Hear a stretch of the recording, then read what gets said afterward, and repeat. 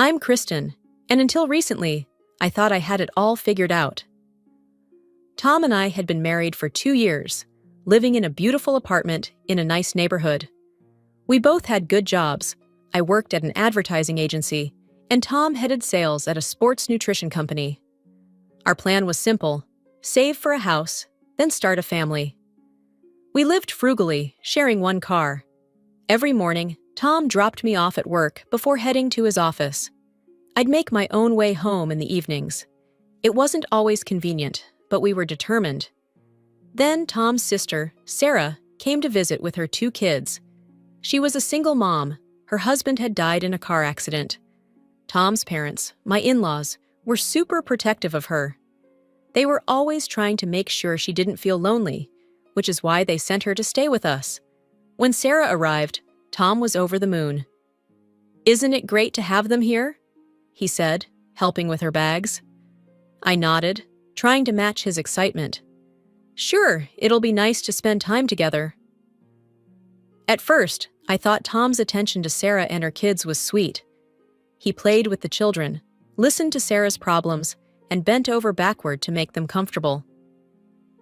As the days passed, Tom's focus on Sarah intensified. He started demanding that I put her needs first, too.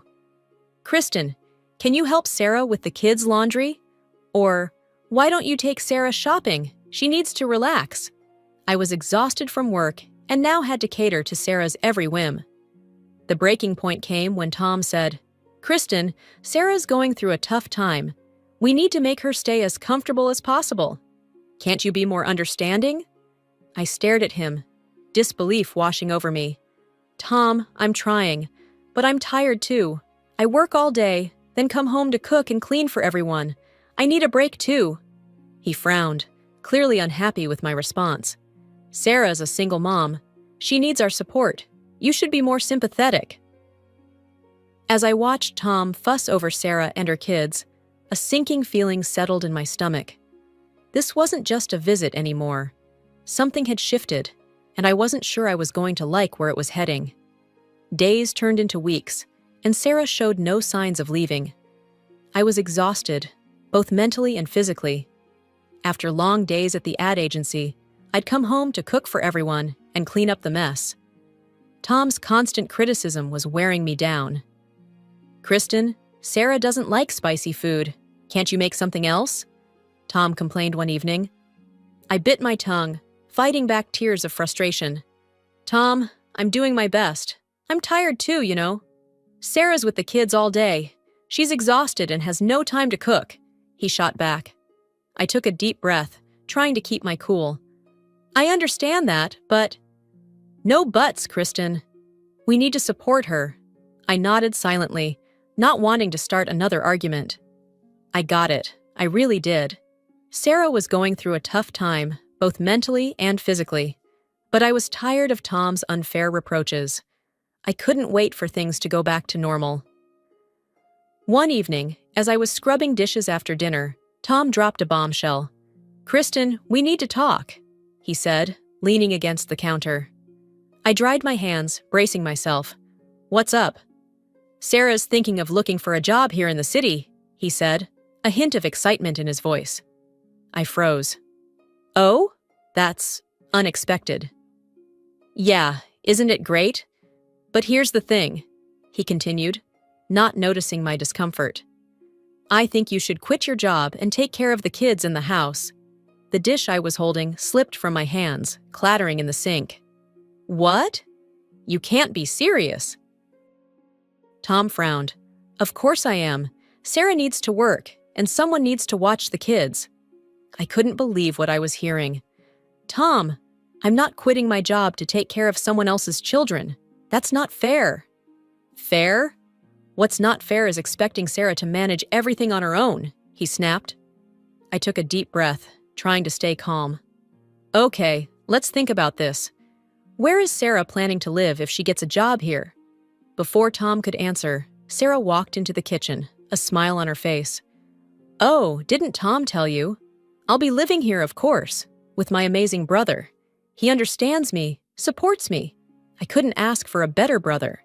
I stared at Tom, my eyes demanding an explanation. He shifted uncomfortably under my gaze.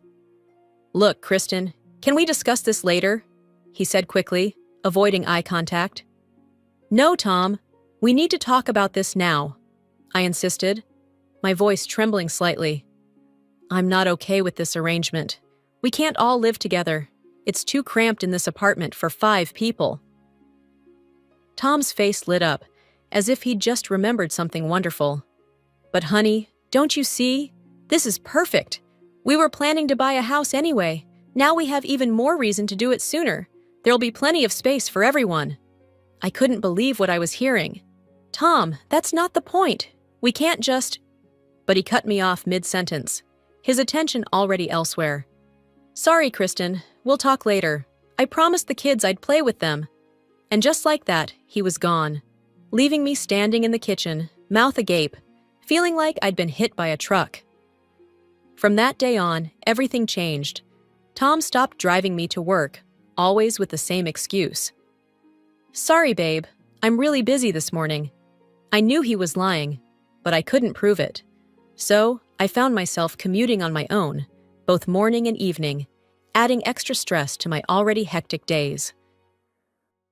One afternoon, I came home early from work, hoping to get a head start on dinner. Instead, I walked into chaos. Sarah was sprawled on the couch, eyes glued to some trashy reality show, while her kids ran wild. "Sarah," I said, trying to keep my voice level, "what's going on here?" She barely glanced up. "Oh, hi, Kristen. The kids were bored, so I let them play." I looked around in horror. The walls were covered in crayon scribbles. There were mysterious stains on the couch, and my beloved houseplants, the ones I'd nurtured for years, were knocked over, soil spilling across the floor. "This isn't playing, Sarah. This is destroying our home." I couldn't keep the frustration out of my voice. Sarah just shrugged, her eyes already back on the TV. "They're just kids, Kristen. Lighten up." I took a deep breath, counting to 10 in my head. "Sarah, I thought you were looking for a job. Have you had any luck?" She waved her hand dismissively. "Oh, I've sent my resume everywhere, but nothing good has come up yet. They all want too much work for too little pay. I'm not desperate, you know." I bit my tongue, holding back the retort that threatened to spill out. Of course she wasn't desperate. She had a free ride here, with Tom and me footing the bill and doing all the work. That night, as Tom and I got ready for bed, I tried one more time to talk sense into him. "Tom, we need to set some ground rules. Sarah can't just let the kids run wild like that, and she needs to start contributing to the household chores." Tom sighed, looking exasperated. "Kristen, Sarah's going through a tough time. Can't you cut her some slack?" "Slack? Tom, I've been cutting her slack for weeks. Our home is being destroyed. I'm doing all the work, and you're acting like I'm the unreasonable one here." "Keep your voice down," Tom hissed. "You'll wake everyone up. Look, I know it's not ideal, but it's family. We have to stick together." As I lay in bed that night, listening to Tom's soft snores, I couldn't help but wonder, when did I stop being part of this family? And more importantly, how much longer could I keep living like this? As days turned into weeks, the situation at home only worsened. Tom seemed oblivious to the chaos his sister and her kids were creating. Whenever I tried to establish some order or ask the kids to clean up after themselves, Sarah would run to Tom with complaints. "Tom," I overheard her one evening, her voice dripping with fake concern, "I don't think Kristen likes the children. She's always yelling at them, forcing them to clean. They're just kids, you know?" I waited for Tom to defend me, to point out that basic tidiness wasn't child abuse. Instead, I heard him sigh heavily. "I'm sorry, Sarah. I'll talk to her." That night, Tom confronted me in our bedroom. "Look at this place, Kristen. It's a mess. If you can't keep it clean with the kids here, maybe—" "Maybe what, Tom?" I challenged, already knowing where this was going. "Maybe you should consider quitting your job. If you were home full-time, you could keep the house in order without putting so much pressure on the kids." I laughed bitterly. "So now it's child labor to ask kids to clean up after themselves?" Tom, do you hear yourself? But he wasn't listening. He'd been pushing this agenda for weeks now, and I was exhausted from fighting it. You know what, Tom? Fine. You want me to quit? I quit. His eyes widened in surprise. Really? You mean it? I nodded, a plan already forming in my mind. Yep, I'll call work tomorrow and tell them. Tom's face broke into a wide grin. He hugged me tightly, not noticing how stiff I was in his embrace. Oh, Kristen, this is great. You'll see, everything will be better now. The next day, I did call work, but not to quit. I spoke with my boss and explained that I needed to take a 3-month unpaid leave for family reasons. Thankfully, I'd recently trained an intern who could cover for me. My boss was understanding and approved my request. When I told Tom I'd quit, he beamed with pride, shooting a triumphant look at Sarah. See? I told you Kristen would come around. She understands the importance of family. As I watched them share their moment of victory, I felt like a stranger in my own home. But I reminded myself that this was temporary. 3 months. I'd given myself 3 months to see how this situation would play out, to see if Tom would realize the mistake he was making. The next morning, as Tom left for work, he kissed me on the cheek. Have a great day at home, honey. I know you'll do a fantastic job. I forced a smile, waving as he drove away. Then I turned to face the mess that awaited me inside. Sarah was already on the couch, TV remote in hand, while her kids ran around, leaving a trail of destruction in their wake. From the day I quit my job, my life transformed into an endless cycle of chores and childcare. I'd wake up at dawn, prepare breakfast for everyone, pack Tom's lunch, and then spend the rest of the day cleaning, cooking, and looking after Sarah's kids.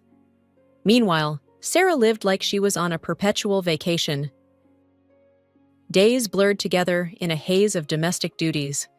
Sarah would swan out of the house, off to shop or meet friends for coffee, leaving her children in my care without so much as a backward glance. I'd watch her drive away in Tom's car, while I was left stranded at home, juggling housework and childcare. Tom, for his part, seemed oblivious to the imbalance. He'd come home, kiss me on the cheek, and ask, "How was your day, honey?" As if I'd chosen this life, as if I was living my dream instead of his sister's.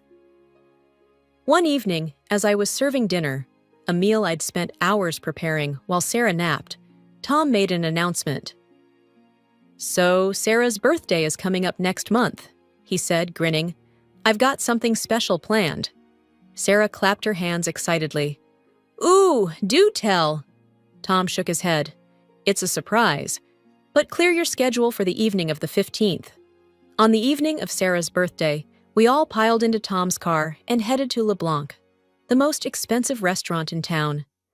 It was the kind of place Tom and I used to dream about going for our anniversaries, but always decided the money would be better spent on our house fund. Tom's parents were already there when we arrived, cooing over Sarah and barely acknowledging my existence. As we settled into our seats, I couldn't help but feel like an outsider looking in on this family celebration. Throughout the meal, the conversation revolved around Sarah, her struggles, her strength, her dreams. I sat quietly, pushing food around my plate, feeling increasingly invisible. After the main course, Tom stood up, gently tapping his glass for attention. "I'd like to make a toast to my incredible sister, Sarah. You've been through so much, and you handle it all with such grace. I'm in awe of your strength." Sarah beamed, soaking in the praise. Tom continued, "And to celebrate your birthday, I have a special surprise." He reached into his pocket and pulled out a small box. For a split second, my heart leaped. Was this all an elaborate ruse?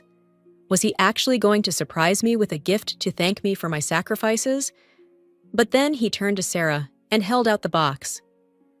"Sarah, you've mentioned how hard it is getting around with the kids. So..." He opened the box, revealing a set of car keys. "Happy birthday, sis! Your very own car, just like you've always wanted." The table erupted in applause and exclamations of delight.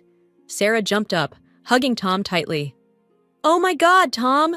I can't believe it. You're the best brother ever." I sat there, frozen in shock. A car. He had bought her a car. My mind flashed back to all the times I had mentioned needing a second car, all the times Tom had said we couldn't afford it, that we needed to save for our house. "Tom," I said, trying to keep my tone even, "can I ask why you bought such an expensive gift for Sarah?" The table fell silent, all eyes turning to us. Tom's smile faltered slightly. "Well, Sarah needs a car. She has 2 kids, and it's hard for her to get them to the park or the doctor. Plus, she'll need it when she starts working soon." I couldn't believe what I was hearing. "And what about me? I've been asking for a second car for months." Tom's expression hardened. "You're at home all day, Kristen. You don't need a car." The injustice of it all hit me like a physical blow. "How much did this car cost, Tom?" He shifted uncomfortably in his seat. $20,000. The room started to spin. $20,000? Where did you get that kind of money? Tom cleared his throat. "I took it from our joint account, but don't worry, I'll put it back as soon as I get my bonus at work." Something inside me snapped. "You took our savings without even discussing it with me? That was our house fund, Tom. I want you to return that money right now." "Kristen," Tom's mother gasped, "how can you be so selfish? Your sister-in-law needs this car." But I was beyond caring about their opinions. Years of frustration poured out of me. "Selfish? I've given up everything for this family. My job, my dreams, my identity." Tom's face was red with anger. "If you're going to be so greedy and inflexible, fine. I'll take out a loan and put the money back in our account. Happy now?" "No!" I shouted, beyond caring about the scene we were causing. "I don't want you taking out a loan. I want you to sell the car and put our savings back where they belong."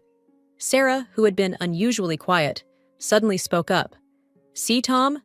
I told you she was controlling. She's trying to make you henpecked." Tom's parents nodded in agreement. "Kristen," his father said sternly, "you need to learn your place. Tom is the head of the household." I felt like I was drowning, surrounded by people who didn't see me as a person, just an accessory to their perfect family narrative. Tom stood up, his chair scraping loudly against the floor. "That's enough, Kristen. You've ruined everyone's evening with your behavior. Don't you know how to act in public?" Tears stung my eyes, but I refused to let them fall. I stood up, grabbing my purse. "I'm leaving." "Good!" Tom shouted, no longer caring about the other restaurant patrons staring at us. "Get out!" "You ungrateful freeloader. I'm the one who earns the money in this family, and you should be obeying me. Maybe if you got a job, you'd have a right to an opinion." His words hit me like physical blows. I wanted to scream that I hadn't actually quit my job, that I was on leave, but the words stuck in my throat. What was the point? They'd already made up their minds about who I was. As I walked out of the restaurant, I could hear Tom continuing his tirade. "She lives off my hard work and then has the audacity to question my decisions. Can you believe it?" The cool night air hit my face as I stepped outside, tears finally spilling over. I had never felt so humiliated, so angry, so done. I arrived at our apartment, my hands shaking as I fumbled with the keys. The nanny looked up in surprise as I burst in, tear-stained and disheveled. I went to our bedroom and pulled out my suitcase. With mechanical movements, I began packing my clothes, toiletries, and a few precious mementos. I left a note for Tom, brief and to the point. "I'm staying at a hotel. Don't try to contact me." The hotel room was small and impersonal, but it felt like a sanctuary. For the first time in months, I could breathe without feeling the weight of expectations and disappointment crushing me. Sleep eluded me that night. I tossed and turned, replaying the evening's events in my mind. By morning, I knew what I had to do. As soon as the law offices opened, I made an appointment with a divorce attorney. Sarah Garcia came highly recommended, known for her fair but firm approach. "Mrs. Johnson," she said, shaking my hand, "tell me what brings you here today." I poured out my story, the gradual erosion of my marriage, the financial betrayal, the public humiliation. Sarah listened attentively, taking notes. "Based on what you've told me," she said when I finished, "you have a strong case for divorce. Your husband's actions with the joint account are particularly concerning. Let's draft the initial paperwork." Over the next few days, I threw myself into creating a new life. I found a small apartment, not far from my office. I called my boss and explained the situation, asking to end my leave early. She was understanding and welcomed me back with open arms. As I settled into my new routine, I hoped for an amicable divorce. I wasn't out for revenge, I just wanted what was fair. I suggested mediation to Tom, thinking it would be the quickest and least painful way to end things. "I'm not asking for much," I told him during our first session. "Just return the money you spent on Sarah's car, and we'll split the remaining joint account 50-50. Tom scoffed. "Return the money? That car was a gift to my sister. You're being ridiculous." The mediator tried to intervene, but it was clear Tom wasn't budging. After 3 fruitless sessions, I realized we'd have to go to court. The next few months were a blur of legal meetings, paperwork, and court appearances. Tom fought me every step of the way, painting me as a gold digger trying to rob his poor sister of her much-needed vehicle. Finally, after what felt like an eternity, the judge made her ruling. The court finds that Mr. Johnson's use of joint funds to purchase a vehicle for his sister, without the consent of his spouse, was illegal. Mr. Johnson is ordered to reimburse Mrs. Johnson for half the value of the vehicle, as well as legal fees. I felt a wave of relief wash over me. It wasn't about the money. It was about justice, about having my voice heard and my rights recognized. Tom's face was a mask of fury as we left the courthouse. "I hope you're happy," he spat. "You've gotten your pound of flesh, you greedy, petty woman." Over the next few weeks, Tom complied with the court order, transferring the money to my account. I later learned he'd had to take out a loan to cover it, but I couldn't bring myself to feel guilty. He'd made his choices, and now we both had to live with the consequences.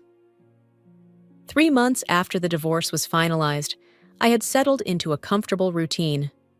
My small apartment had become a haven, filled with peace and the simple joys I'd forgotten during my tumultuous marriage. I'd rekindled old friendships, thrown myself into my work, and even started a small herb garden on my balcony. For the first time in years, I felt like myself again. It was a quiet Sunday afternoon when I heard an unexpected knock at my door. I wasn't expecting anyone, so I approached cautiously and peered through the peephole. My heart skipped a beat when I saw Tom standing there, looking disheveled and anxious. For a moment, I considered pretending I wasn't home, but curiosity got the better of me, and I opened the door. "Kristen," Tom said, his voice hoarse. "Can we talk?" I hesitated, then nodded, stepping aside to let him in. He looked around my apartment, taking in the cozy, organized space. "You look good," he said softly. "The place looks nice." "Thanks," I replied, my guard up. "What brings you here, Tom?" He sank onto my couch, running his hands through his hair. I messed up, Kristen. I see that now. I came to apologize and, well, to ask for your help." I sat in the armchair across from him, waiting silently for him to continue. "I lost my job," he blurted out. "The company downsized, and I was let go. I'm still paying off the loan for Sarah's car, and I'm barely making ends meet. Sarah, she refuses to sell the car or get a job. Says she's not ready yet." A part of me felt a twinge of satisfaction at hearing this, but I pushed it aside. "I'm sorry to hear that, Tom, but I'm not sure how I can help." He looked up at me, his eyes pleading. "The apartment is a disaster. Sarah doesn't clean, and the kids are out of control. The landlord's threatening to evict us because of the noise and mess. I realize now that you were right about everything. Sarah's not just going through a rough patch, she's taking advantage. And I let her." I sat there, taking in his words. The vindication I felt was bittersweet. Yes, I had been right. But at what cost? "Kristen," Tom continued, his voice breaking, "I know I don't deserve it, but I was hoping maybe we could start over." I've learned my lesson. I miss you, miss us. Maybe with your help, we could fix things. For a moment, I was transported back to the early days of our marriage. The love, the dreams we shared, the future we'd planned together. But then I remembered the betrayal, the humiliation, the months of feeling invisible and unvalued. I took a deep breath. Tom, I appreciate your apology, and I'm sorry you're going through a tough time. But I can't go back. His face fell. But Kristen, I've changed. I see things clearly now. I shook my head gently. The thing is, Tom, I've changed too. These past few months have shown me what I'm capable of, what I deserve. If you betrayed me once, who's to say you wouldn't do it again when things get tough? I wouldn't, he insisted. I've learned my lesson. Maybe you have, I conceded, but that doesn't change the fact that I'm happier now. I've found freedom in being on my own, in making my own choices without having to consider a partner who doesn't value my input. Tom's shoulders slumped. So that's it? There's no chance for us? I stood up, signaling the end of our conversation. I think it's best if you go, Tom. I truly hope things get better for you, but I'm not the solution to your problems. You need to stand on your own 2 feet and make your own choices. He nodded slowly, getting to his feet. At the door, he turned to me one last time. I really am sorry, Kristen, for everything. I know, I said softly. Goodbye, Tom. As I closed the door behind him, I leaned against it, letting out a long breath. A mix of emotions swirled within me. Sadness for the dreams we'd once shared, a touch of schadenfreude at Tom's comeuppance, but most of all, an overwhelming sense of relief and freedom.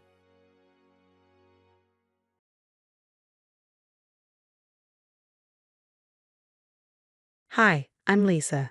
Every morning, walking into my classroom and seeing those bright little faces light up, that's what I live for. Money never mattered much to me, not like it does to them. Mom raised me right. She's been a second-grade teacher for 30 years and taught me that real wealth isn't about designer labels or country club memberships. She taught me to value the things that truly matter. You're really something special with these kids, Linda says, watching me help Tommy with his alphabet. Linda's been my rock since I started teaching here 3 years ago. Just doing what I love. I reply, forcing a smile. I don't mention the text I just got from Stephen about another family dinner tonight. I met Stephen 2 years ago at Riverside Coffee. Back then, he was genuine, kind, and laughed at my terrible puns. A junior attorney who seemed nothing like his family's ruthless reputation. You're not what I expected from a Parker, I told him on our 3rd date. Maybe the Parkers aren't what you expect, he said. Oh, how wrong he was. The first dinner at their mansion should have been my warning. Robert Parker, Boston's most notorious real estate mogul, sized me up like a property assessment. His wife, Margaret, wore a plastic smile to match her designer everything. And Amanda, now my sister-in-law, barely concealed her sneer. A teacher? How charitable, Margaret said, sipping her wine. We support many educational initiatives, Robert added, ever the salesman. Perhaps we could find you a more suitable position. I love my current position, actually, I replied, trying not to bristle as Stephen tensed beside me. That's when it started, the subtle digs, the backhanded compliments, the relentless pressure. At first, Stephen defended me. But slowly, I watched the man I fell in love with fade away, replaced by his father's puppet. Maybe Dad's right, he said last week. The private sector has better opportunities. Better for who, Stephen? Your father's image. Linda notices my distraction during recess. Parker family drama again. They're hosting their annual charity gala next weekend. The one where they pretend to care about underprivileged kids while treating their cleaning staff like dirt, I mutter. You don't have to go, Linda says gently. Stephen says it's non-negotiable. Dad's biggest night of the year. I mimic his corporate tone. My phone buzzes. Another text from Margaret. Darling, do try to wear something appropriate this time. The Parkers have standards to maintain. I close my eyes and hear Mom's voice. Stay true to yourself, Lisa. The right people will love you for who you are. But I can't shake the feeling that this gala will change everything. The night I'll learn what it really means to be a Parker and why I'll never be one of them. The grand ballroom sparkles with chandeliers and fake smiles. My feet ache within an hour, but there's nowhere to sit. Every chair at the family table has a gold nameplate, none bearing my name. These seats are reserved for family members who actually contribute to the Parker legacy. Robert announces loudly, ensuring the surrounding socialites hear every word. Amanda glides past in her Valentino gown, champagne in hand. Oh, Lisa, that dress is so quaint. A&M is really stepping up their game. She snaps a photo, no doubt for Instagram. Teaching is such a darling hobby, Margaret chimes in, adjusting her diamond necklace. Though surely it's time to consider a real career, the Parker name carries certain expectations. Stephen remains buried in his phone, pretending not to notice as I shift uncomfortably. The man I marry would never have allowed this. But that man is long gone. Hours later, my back aches, and my patience wears thin. In the restroom, I catch Amanda's Instagram story. When the help forgets their place, the photo shows me standing awkwardly by the table. From outside the door, voices drift in. She's becoming a liability, Robert growls. A kindergarten teacher? The board can barely contain their amusement. Margaret scoffs. Either she quits that ridiculous job or we ensure this marriage ends, Amanda adds gleefully. I already have the perfect replacement lined up. My hands tremble as I leave the restroom, my composure hanging by a thread. Pamela, Robert's assistant, intercepts me, pressing a folded note into my hand. The bathroom in the East Wing is quieter, she whispers, her tone deliberate. And Mrs. Parker, there are things you should know about this family. Things that might interest you. I wait until I'm alone to read the note. They did this to me too. I have proof of everything. Meet me at Riverside Coffee tomorrow, 8 a.m. Come alone. As the gala winds down, Robert raises his glass. To family, he declares, and upholding the Parker name. Stephen finally looks at me, really looks at me, for the first time all night. For a moment, I see a flicker of the man I married. But then Robert clears his throat, and Stephen's eyes go cold again. Ready to go home, babe? He asks, already walking ahead. Home. The word tastes bitter now. As I follow him out, Pamela's note burns in my clutch like a promise. They think they've broken me. They think this is the end of the story. They have no idea. It's just the beginning. At 8 a.m. sharp, Riverside Coffee is quiet. Pamela sits in a corner booth, a thick manila envelope in front of her. I was Robert's first victim, she says quietly. 10 years as his executive assistant, watching him destroy lives. I flip through the documents inside. Property assessments, falsified safety reports, bank transfers, each page a smoking gun. Those affordable housing projects. He's evicting elderly residents, paying off inspectors, pocketing millions, Pamela explains. My hands tremble. Stephen handles the legal paperwork, she adds. My heart sinks. He knows exactly what he's doing. Later that week, Linda introduces me to her brother Marcus over lunch. He's an investigative journalist, she explains, been tracking the Parkers for months. Their charity foundation is a front, Marcus reveals, pulling out his laptop. Photos flash on the screen, empty buildings where they claim to run community programs. Amanda runs fake fundraisers. The money vanishes into offshore accounts, Marcus says grimly. At home, I play my part perfectly. Of course I'll attend a foundation meeting, I say sweetly, watching Margaret smile and nod. I record everything on a hidden device as Amanda brags during their weekly strategy sessions. Those idiots actually believe we're building a youth center, she laughs. Meanwhile, Daddy's demolishing their homes next month. I start visiting tenants. Mrs. Rodriguez, 72, shows me her caving ceiling. They ignore our calls, she says. My grandchildren can't breathe from the mold. Pamela helps connect me to former staff. One housekeeper, Maria, shares her story. Mrs. Parker blackmails society wives. Photos, addiction secrets. She uses them to climb the social ladder. Another woman confesses, hands trembling, she threatened to expose my daughter's rehab stay unless I handed her the country club presidency. Night after night, I document everything. Photos of building violations, recordings of Parker family meetings, screenshots of Amanda's drunk texts boasting about embezzlement. The foundation audit is next week. Stephen mentions casually over dinner. Dad needs you to sign some paperwork. I sign with a smile, then make copies. Every document shows systematic fraud. Stephen's signature is on everything. Pamela sends me more damning evidence. Security footage of Robert threatening tenants, Margaret's blackmail targets coming forward, Amanda's schemes unraveling. One more week, I tell Linda during recess. I need proof of the Highland Project demolition plans. That night, I overhear Stephen on the phone. Don't worry, Dad. The permits are backdated. No one will know about the asbestos. Lisa suspects nothing. I think about Tommy's grandmother living in Highland apartments, about Mrs. Rodriguez's grandchildren, about every life they've crushed beneath their designer shoes. My phone buzzes. Marcus texts, story breaks next week. You sure about this? I glance at Stephen sleeping soundly beside me, the man who let me stand for 6 hours, who helps his father destroy lives, who chose power over love. Another text from Pamela, final board meeting tomorrow. They're all signing the Highland demolition papers. I close my eyes and hear my mom's voice. Stand up for what's right. One person can make a difference. It's time, I text back. Release everything tomorrow. The Parker family's private jet is still on a tarmac when Marcus's exposé detonates across every Boston news outlet. As they sip champagne, heading to Aspen, their empire crumbles beneath headlines like, "Real estate mogul Robert Parker's empire built on suffering. Tenants hospitalized due to negligent conditions. Falsified safety reports and systematic exploitation uncovered." The words flash on every screen in the airport terminal where I sit, watching their plane disappear. My phone erupts with messages. Amanda, you backstabbing girl. Margaret, darling, there must be some misunderstanding.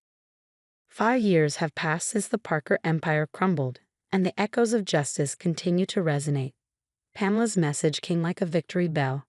Housing authority just froze all Parker properties. FBI is involved.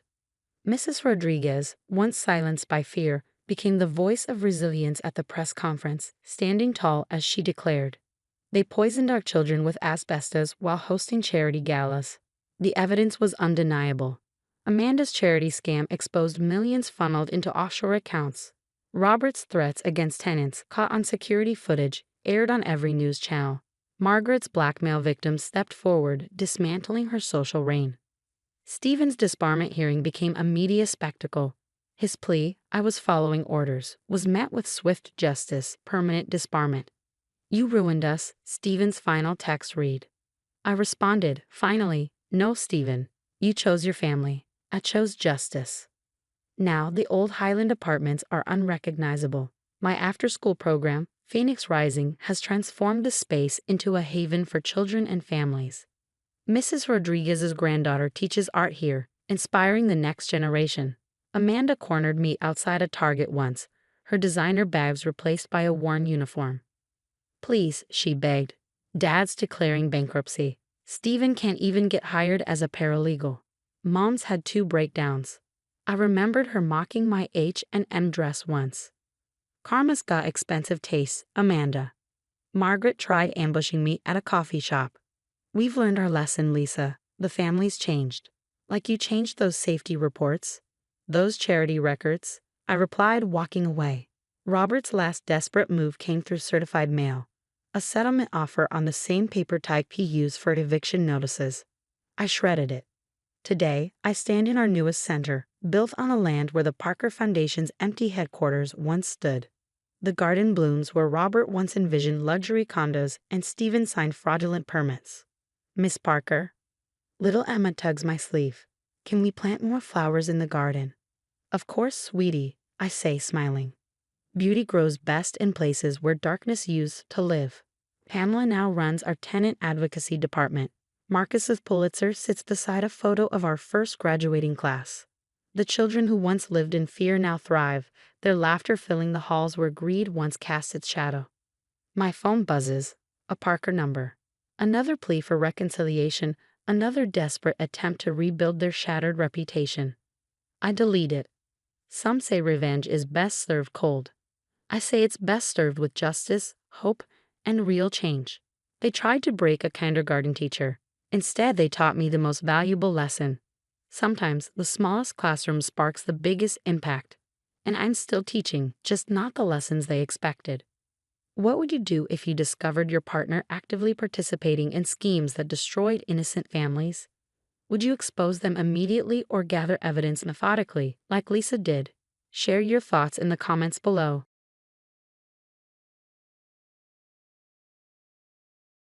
Hi, everyone. My name is Linda Reeves, and I'm a 28-year-old marketing exec with a passion for hiking and rescue dogs. Before I dive into my wild story, don't forget to like and subscribe if you want to hear more about how I triumphed over the ultimate mother-in-law from hell.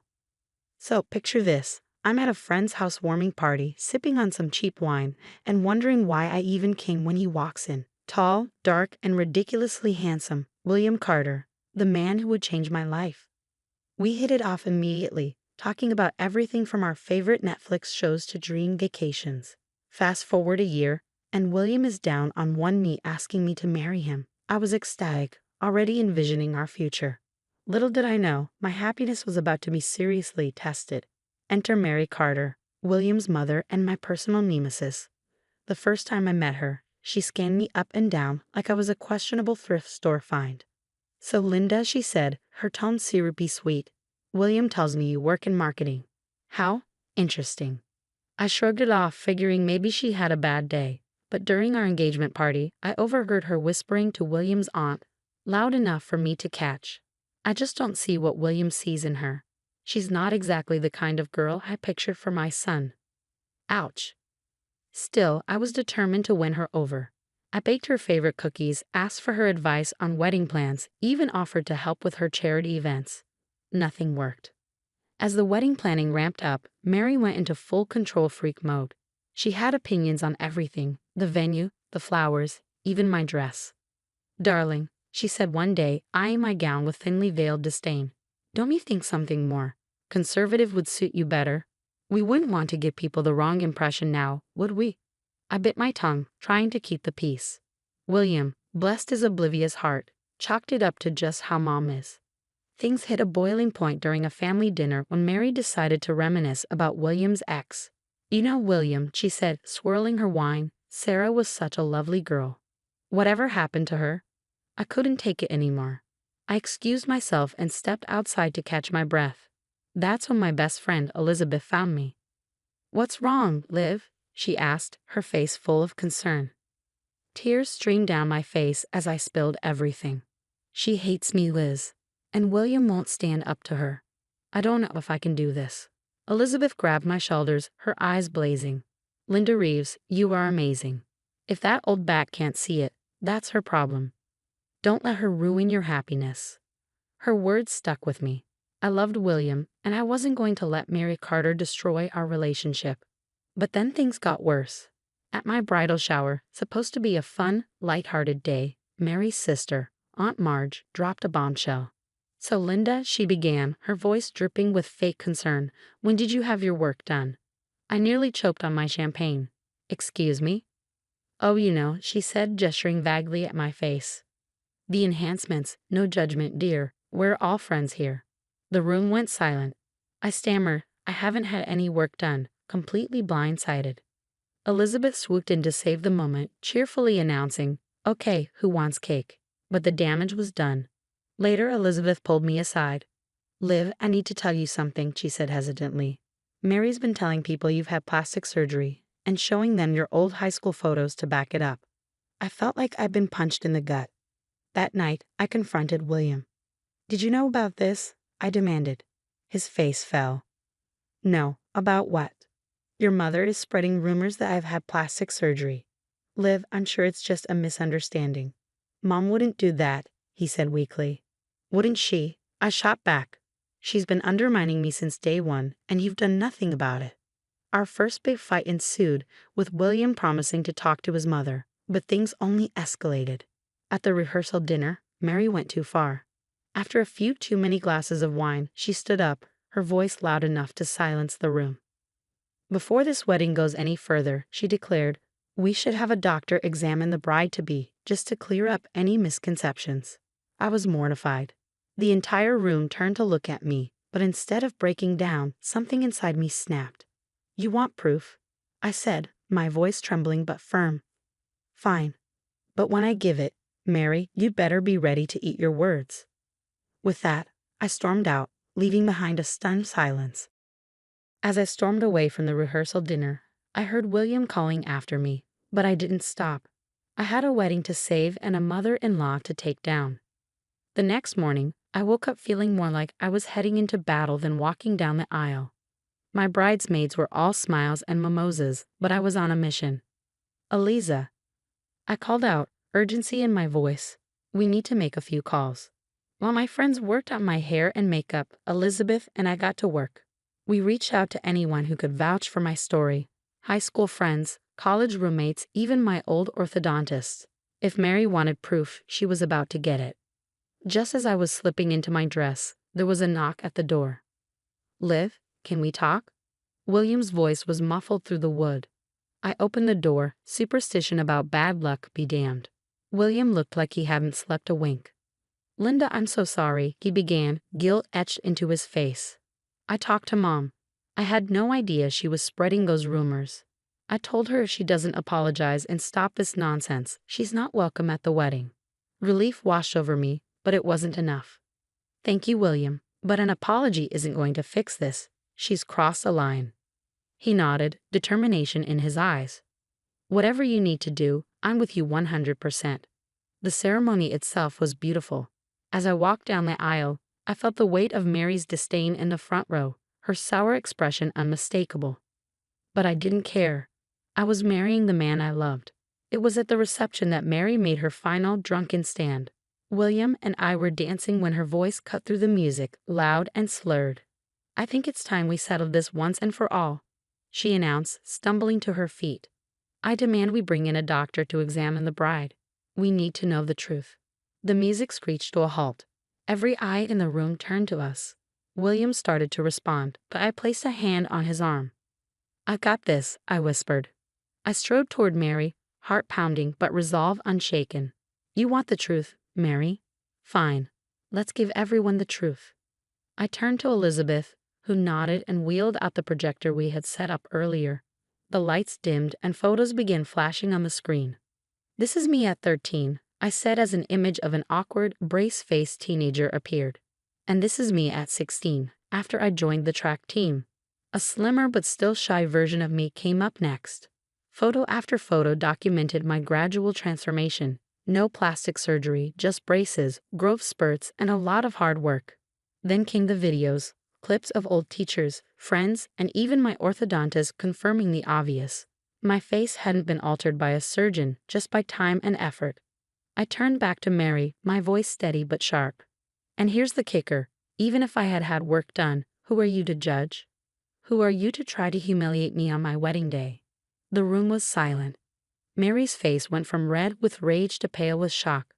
William broke the silence. "Mom, I think it's time for you to leave." Mary stumbled out, humiliated. Guests murmured apologies to me, ashamed for believing her lies.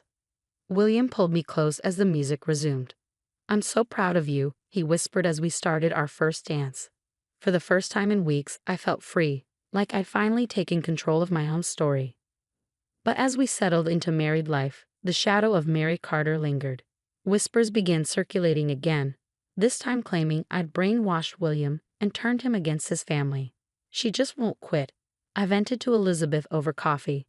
"She's digging her own grave." "Liv," Elizabeth reassured me, squeezing my hand. "People are starting to see through her act." And Elizabeth was right. The cracks in Mary's image began to show. Friends who once adored her started distancing themselves. Her co-workers at the real estate agency started avoiding her like the plague. Then one day, William got a call from his cousin. "You won't believe this," his cousin said, voice brimming with disbelief. William put the phone on speaker. "Mary just lost her biggest client." "What happened?" I asked, curiosity piqued. Turns out she lied about her property's history. The client caught on and reported her to the real estate board. They launched an investigation and uncovered years of shady practices. Her license is suspended, and she's facing a hefty fine. William and I exchanged a stunned glance. "I can't say I'm surprised," he said quietly, "but I never thought it would actually catch up to her." As news of Mary's downfall spread, calls and messages started pouring in. Family members, friends, even distant acquaintances reached out with apologies. "We should have known better," William's aunt admitted during one call. Mary's always been difficult, but we never imagined she'd go this far. Though I felt vindicated, a small part of me also felt sadness.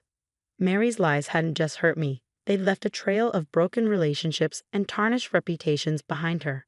On our first wedding anniversary, William and I chose to celebrate quietly at home. We cuddled on the couch, reminiscing about the whirlwind of our first year as husband and wife. That's when I felt it, a flutter in my stomach. "William," I said, a smile spreading across my face, "I have some news." His eyes widened. "Are you?" I nodded, tears of joy streaming down my cheeks. "We're going to be parents." William hugged me tightly, his face glowing with excitement. Just as we were savoring the moment, my phone buzzed. It was a text from Elizabeth. "OMG Liv, you won't believe this. I just got promoted to Mary's old position at her rival agency." I burst out laughing, showing William the message. "Now that," he said with a chuckle, "is what I call sweet justice." We raised a toast to our future, one filled with love, laughter, and a promise to break the toxic cycles of the past. For the first time in what felt like forever, I was at peace. Mary's story may have come to an end, but ours was just beginning. And now a question for you. If you were in Linda's shoes, would you ever consider forgiving Mary? Or do you believe that some actions cross a line and are truly unforgivable? After all, Mary's lies almost destroyed Linda's wedding and her reputation. Yet in the end, Mary lost everything herself. Does that change how you feel? Let me know your thoughts.